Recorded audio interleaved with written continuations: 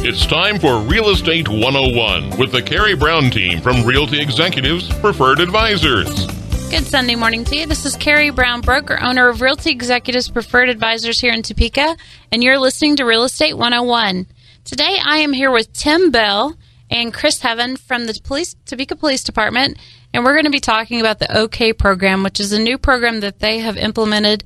Went to a meeting where they were talking about it, and it's phenomenal. So I really felt like this is something that helps homeowners ultimately to get the community active and involved, and I think overall it's going to really make a positive impact for the children of our future in the area, and just a lot of really great things to relate to the police officers. These guys are not our enemies. They are here to protect us, and I have a lot of really great friends that are police officers.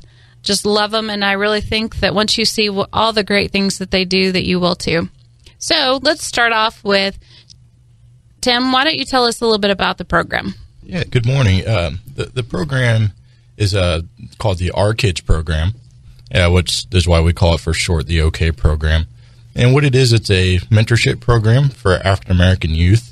It started in 1990 in Rancho Cordova, California, by a man named Deputy Donald Northcross. And he was seeing some of the systemic problems that we kind of see now. He was seeing some of the issues in the black community as far as a disproportionate amount of them being incarcerated, and also a disproportionate amount of them committing crimes too. So he wanted to have a hand in improving that. So he went to his police chief and asked if he could implement a program like this. Initially, they did say no, so he was doing it all in his free time. But then once it started picking up steam, he was able to get it up and running, and the results have started to speak for itself. Since the program's been out for 27 years, you're now starting to see the boys who are in the program come back as men, and these boys have gone on to become some pretty extraordinary men in a lot of the cases that we're seeing now. So, Chris, let's talk a little bit about how you guys have implemented that here. I know it's very, very new, and you guys have been going through classes. So, actually, go ahead and talk a little bit about the classes, how you guys got prepared for this. Well, the main thing was first learning what the OK program was and what it had to offer our city. So, what we did was we sent Officer Bell down to Kansas City for a training program to learn how to implement the program, and then also allowed him to shadow one of their officers down there on how to actually interact in the schools and work with the kids and things like that. So we're at the very beginning stages where we're starting to get the kids involved, starting to recruit our mentors, and also getting our faith-based community involved as well. So we're wanting to bring all these entities together in order to make it successful. So that's where we're at right now. So, Tim, let's talk a little bit about how you are making that happen. So what is the process to get those mentors in? What are you looking for from them? Yeah, all I need for my mentors and what I do in order to get my mentors is I'm out in the community. So, if I see African-American males who are of age, which is 21 years old, they are able to be a mentor, 21 and above. So if I see any man at a restaurant or anything like that, Walmart, if I'm getting snacks for the boys or anything like that, I take that opportunity to speak to them and ask them, hey, do you want to help out in the community? And one of the ways that we know actually works, we've known mentorship works for years.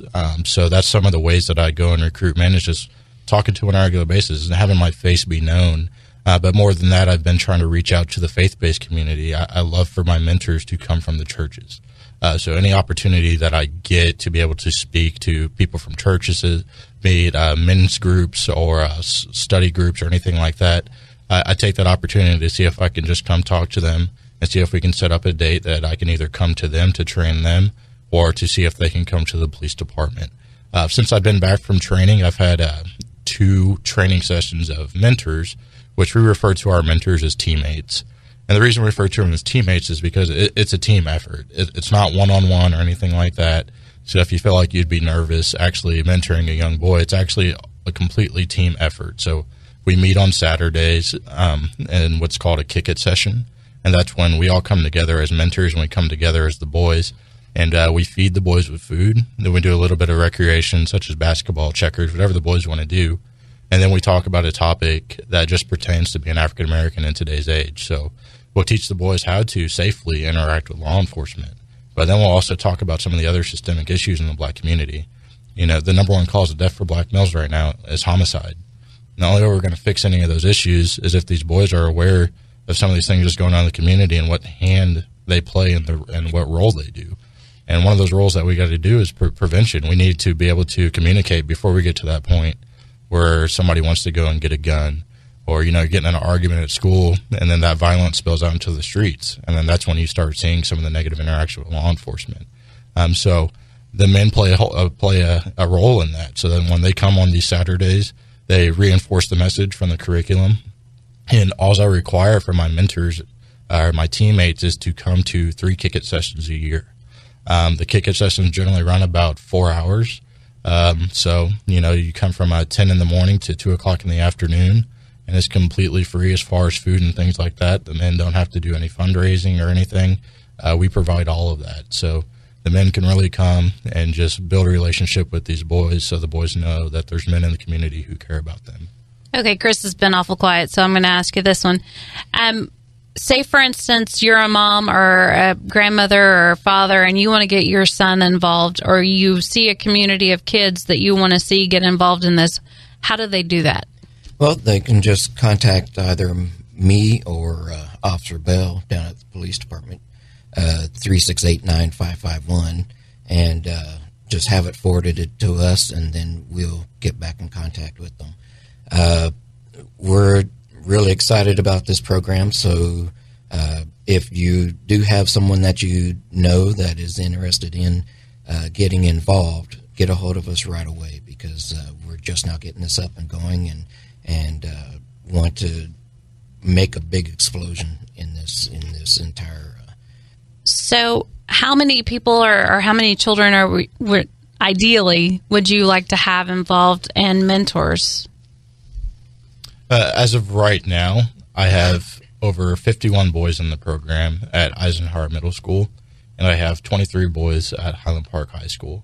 I'm primarily in the schools, so I do mentor the boys who are in the middle school, and I follow them all the way up through high school. So the boys will have me from sixth grade all the way up to be an 18-year-old boys about to become men. So that's a lot of time that they will have in contact with teammates and with positive male role models. If it's up to me, every single African-American boys at both of those schools will be in my program. Also, we're really starting to see results in a lot of these youths and changing behaviors and things like that, where they're seeking out Officer Bell now with help with dealing with other social issues and things like that, help with homework, help with just getting through school, the day-to-day functions of it. Officer Bell's been invited to a class in order to talk about relationships with officers and a person's freedoms and things like that. So it seems now that they're accustomed to him being in the schools, and the teachers realize he's a great resource, and they're reaching out to him, and he's able to help not only the students but the faculty as far as mediate a little bit between these young men and the teachers. So, say for instance, a school besides those two would want to have you come out and talk. How would they? Are you guys doing that yet? What would they need to do to get that to happen in their school? Yes, I've been to a few schools that have invited me to come. I went to a private school just last week to speak with a young man who was just kind of interested in being in law enforcement, and a parent had mentioned that maybe I could go and talk to him. But I've also been at other schools too, such as Topeka High. I've been to their men's mentorship group. But, you know, it's just simply reaching out and getting a hold of me, which you can do that by the telephone number provided by Lieutenant Heaven, which I don't remember off the top of my head right now. 785-368-9551. Let's talk a little bit more about how this started. I was there and I listened to him do his talk, and I mean it's so moving how all of that came about and how these guys have come back and are really gotten involved. Let's talk about the impact that it had on the community and why he did it. Just like I mentioned earlier, since, the program started in 1990, he's starting to see the fruits of his labor.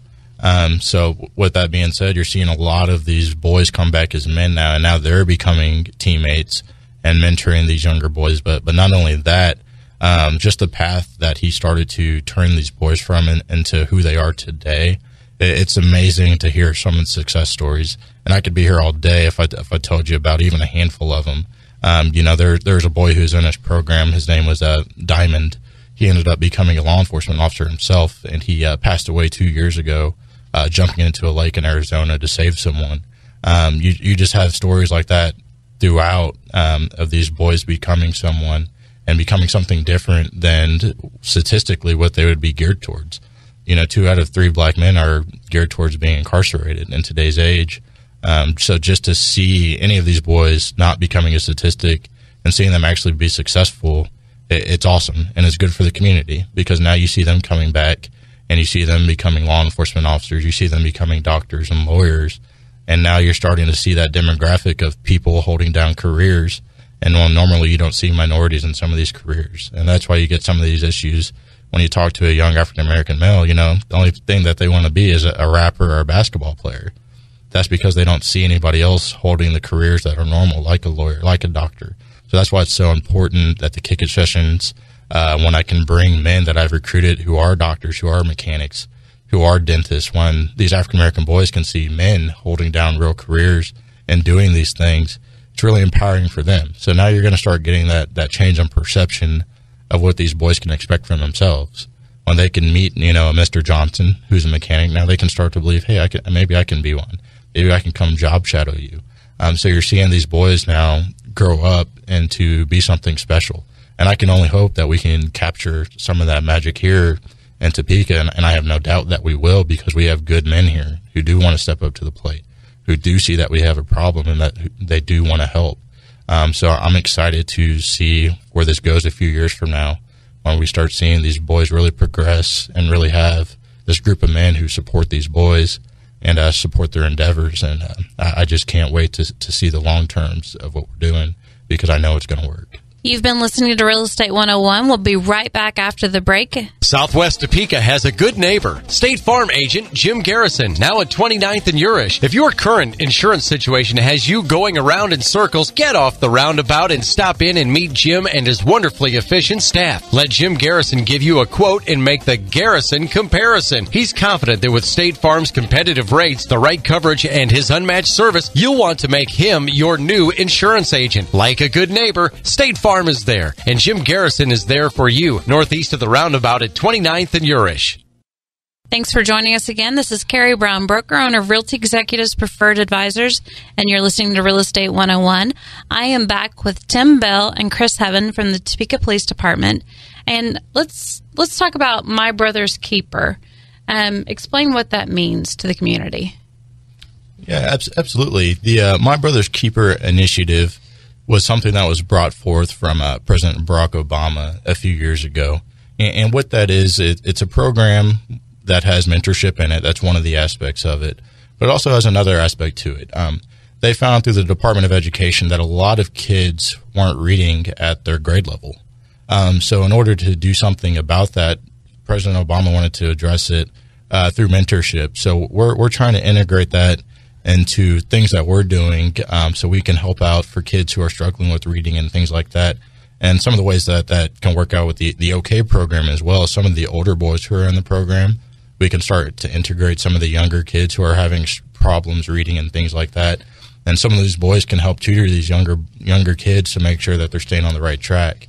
And what we also want to do is, that problem isn't just in the African American community. That problem is with all kinds of minorities, but not only that, it's also with Caucasians too. So the My Brother's Keeper initiative is really a way for us to branch out and to work with the other demographics as well. And we're real excited to get that up and running. The more we go with this and getting more support from the community. Yeah, as Tim was saying on the branching out and things. We've been approached by members of the Hispanic community and by Hispanic officers who want to put together a mirror program to our kids. So we're now looking at that aspect and the logistics of it and where to get the resources and things, and we'll be looking at implementing something in that area soon as well. Now, not only are we looking at that, but all the community has at-risk kids. So we're going to look at more than just blacks and Hispanics or any other minority. We'll be looking to, hopefully in the future, branch out to these other programs. So can you guys tell me about some of the successes that you've seen with the program so far? Yeah, absolutely. I take the chance to do things that are called guidance sessions. And it's any opportunity that I see where I can try to tweak a boy's behavior. So if I see anything going on with him that might necessarily not be the best thing that he's doing, I really try to help him understand, okay, maybe if we do this in a different way, you can get different results than what you've been getting. So it's really a foundation that I can start building with him. I've had boys who've had missing assignments since I've got into the program, and I've been at the school since December. I had one boy in particular, he came out to me just the other day.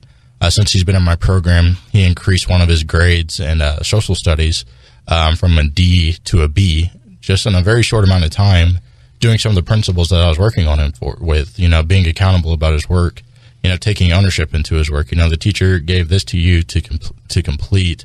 This is your assignment, so you should take some pride in what you're doing and what kind of work you're turning in. And he really took that to heart.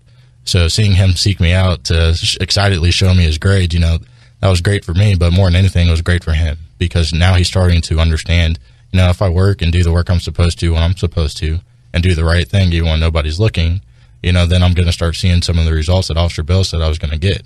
And now to see some of these kids doing these things is awesome. But not only that, now since I've been in the system, now you're seeing some of the faculty understand what kind of a benefit I am of them too. I have relationships with these boys, and some of these teachers don't have the greatest of with them. So when that teacher can come to me and say, "Hey, can you mediate between me and a particular student that we're kind of having issues in class?" Now I'm starting to see when I mediate. The beginning of the week, I just had a teacher come up and thank me last week because he said that student that he was having issues with worked the hardest that they've seen him work since they've been in that class, since we had that mediation talk. So just to see the effects of people knowing that you care about them, you can start to mend some of these issues that we're starting to see. And one of those issues is, I will say this, African Americans generally don't call the police. African American boys, if they have a legitimate threat on their life, more often than not, they won't call law enforcement. They'll call an uncle, they'll call a cousin, they'll call a friend to come protect them or to go take care of that issue. And the reason why I bring that up is because just several weeks ago, I had a mother, and I'm not even quite sure how she got my cell phone number, but I had a mother who called me, and she told me that her son hadn't come home from one of the basketball games. And this was about 12 o'clock at midnight. I had been asleep for about 3 hours now. I'm kind of old man. I go to sleep early. But I had her, she called me, and she said, I've been talking to some people, and they said that you can help.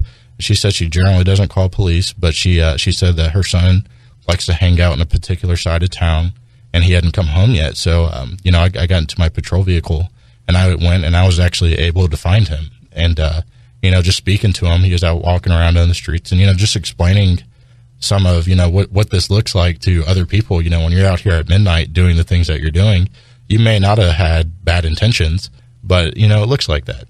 So being able to take that opportunity to teach him and educate him about that, and, he didn't even recognize that his behavior was necessarily wrong. He just said this is kind of the way it's always been, because he's never really had a male role model to kind of explain some of these things or take him under the wing. He doesn't want to listen to mom about it, but he'll listen to a man about it. But yeah, he wasn't even in my program. And to see the community actually respond in such a way that they had enough trust and faith in me to reach out to me so I can go deal with some of these issues that otherwise they wouldn't, I'm really excited to see that and to have that. And I love it. And because we need to continue this partnership, because the only way we're going to fix some of these things is by everybody working together. This is not, the black community. It's not the white community. It's not the police community. It's all of our community. And I want all of us to come together to work on what's important. And what's important is making sure our youth are going in the right direction. When is the next class that you have coming up to work with the mentors? My next training date to train my teammates will be March 11th at 9 o'clock in the morning at the Topeka Police Department at 320 South Kansas. And that will be in Classroom A. And all you got to do to become a teammate is you have to be 21 years of age. And other than that, we'll speak about some of the other requirements. But once again, all I require from my teammates is to attend 3 of those Saturday sessions the whole year. And honestly, if 12 hours out of your year, if you can't find room for that to help fix the community, then, that's something that we have to fix. This is things that will actually help. So to only require, 12 of those hours out of your whole year, it's not asking very much. But it's really important because 12 of those hours may be life-changing for some of these boys, And I tell my men all the time, this isn't going to happen overnight. But, when it might happen, something that you tell one of these boys at the kick-it session, they might remember it at their deepest, darkest moment when they need it the most. They're going to remember something you said, and something's going to click. And that's when you start seeing them change the corner and go a different direction. So that's why it's really important to have all kinds of men from all kinds of walks of life so these boys can relate to. Some boys might relate better to someone else than they will to a law enforcement officer, and that's okay. Boys are going to gravitate towards who they relate to the best. So that's why having a vast majority of men from the community and having a lot of different types of men here is going to be very powerful for these boys. And I'd go on to say that if you aren't 21 right now, but maybe close to being 21, you're 20 and you'll be 21 in 6 months or so, I'd say if you want to come down and see what this is all about, show up to that training as well. It gives you an idea of exactly how we're wanting to implement this and gives you a little background on African Americans and also gives you a little background on the program as well. And for parents that, you think, well, the kid goes to school and he doesn't say anything's wrong and you're not really worried about it. I know with our children, kids are mean. They bully, they say mean things, they say hurtful things, and they stick in their head. So having a positive role model, even if you aren't necessarily worried, doesn't mean that there isn't something going on that your kids aren't telling you about. So having them get involved in something like this could help reinforce things that you didn't even know were a problem and help them, have the confidence to stand up for themselves and know how to deal with it and not have to fight or anything like that. Because, it's amazing what you hear goes on at school that you had no clue about. So let's talk about how often does this program meet with the boys? As of right now, we're still in the process of doing fundraising so we can afford to get the food for the boys for them to be able to eat. And once that's up and running and once we have a steady stream of income coming in or donations, whatever anyone can give to us so we can help feed the boys, that's when we'll really start to be able to do everything that we can do as far as the kick-it sessions. And the kick-it sessions, they are every Saturday that there's not a holiday or anything like that. So if it's not a 3-day weekend for the boys, then pretty much there's going to be a kick-it session. And with that being said, we haven't had a kick-it session yet, but we do have over 20 teammates trained. And as of right now, we're just kind of working on the fundraising in order to get money for the food. And if they wanted to make donations, who would they make them to? How would they get a hold of you to do that? And exactly what do you need? And they can reach me at 785-969-0602. And I can get them in touch with the right channels. The police department, we have a separate advisory board through the OK program that's led by a local pastor, and they are in charge of all the fundraising and things like that. So any donation and any contact that you give with me, I will forward it on to the church so they can get a hold of you, and you'll be able to do it that way. Is there a preference in the donation type? Would you prefer money, food? What? I know there's a lot of local restaurants and stuff that would probably love to help. How could they be involved? Yeah, as of right now, money, of course, is always talked. So I would love any type of monetary donation. But even things as far as food, I talked to my pastor, the leader of the advisory board, and he said, yeah, they have more than enough room to be able to untake food or anything like that.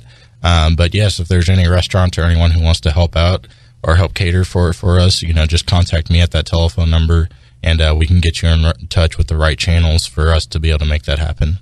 In closing, what would be your ideal kid to be involved?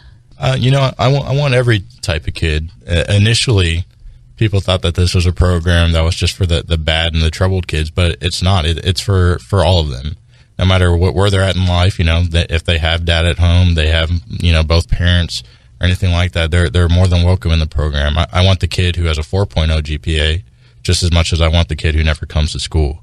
And that's what's a little bit different about my program, is that I actively go out and I recruit kids.